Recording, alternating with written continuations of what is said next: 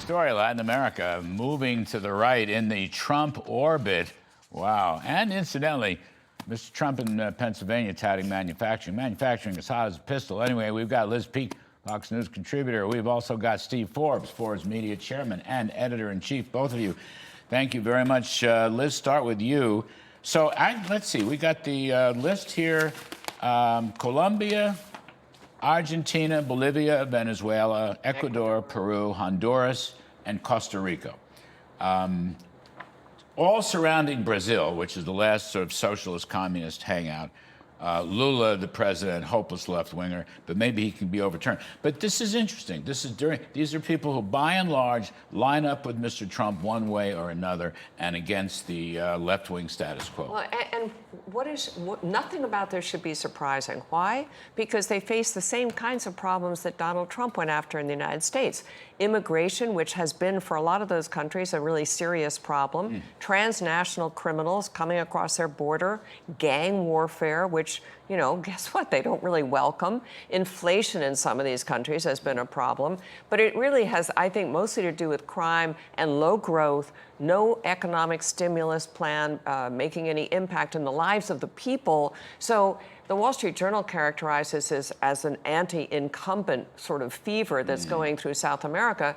I think it's sort of looking north and saying, hey, if it works for them, couldn't it work for us? Right. It's a more optimistic spin than the Journal. Steve Forbes, you've had experience down there. What do you make of this? I mean, free enterprise, you know, I think Liz is right. I mean, you know, stop oppressing people in the investment sector and the private sector.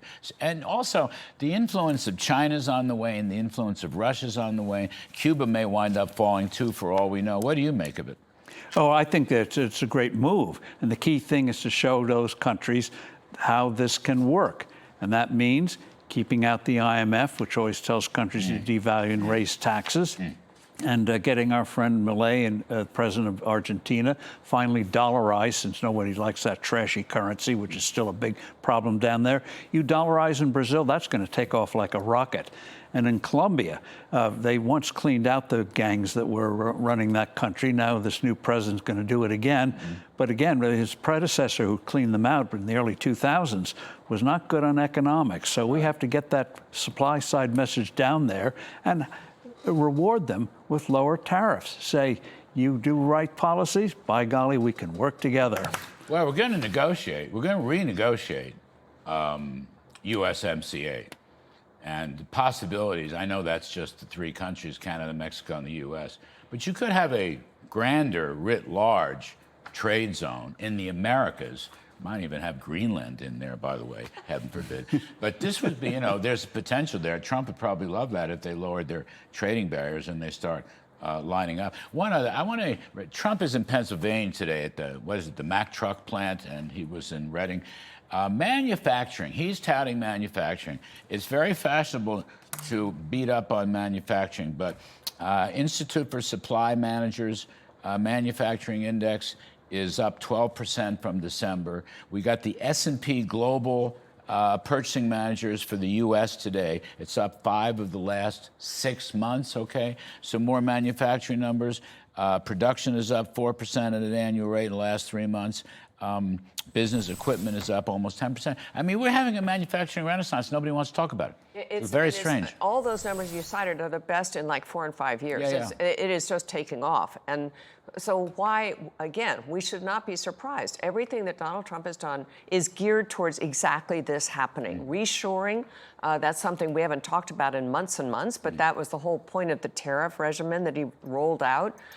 Is the whole point of lowering taxes, giving manufacturing and other kinds of industrial companies tax breaks that allow them to write off equipment very rapidly.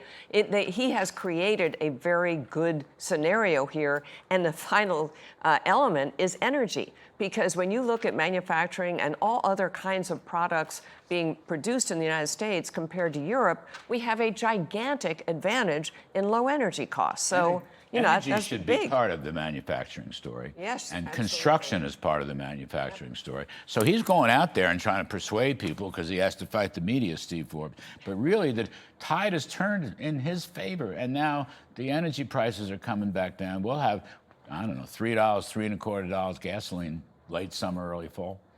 And another huge thing is deregulation. We put on over $2 trillion of regulations in recent years on manufacturing, which is why your washing machine couldn't work anymore, air conditioning didn't work, showers didn't work anymore. Now we're finally going to get, especially in the years ahead, we're not only going to get these things working again, but they're going to be cheaper and better because they don't have to check off regulatory boxes, which kills innovation. We ought to do it. Just last one, housing. So I was reading the bullets of the housing bill that's passed. I don't think it's a fabulous bill, but they have some discussions of deregulation in there, so you can build more houses and probably build them more cheaply. It's a local issue, and that's a pity, because the lefties run in the cities and many of the suburbs. They don't want housing. They want public housing. Well, the key thing there is make it for our candidates, make it a local issue, saying in Texas, we get this project done in 6 weeks. California, how about 60 years? And cite them, specific examples where it works in California and other red, blue states where it doesn't work. That's how you start to persuade public opinion on the local level. They're shafting us with what they're doing on the local level. I gotta go. 600 million people in India vote in one day. So I don't repeat that. Talking to Senator Xi. No mail-in ballots. 600 million people plus. And they know the result the next day. Liz Peek and Steve Forbes.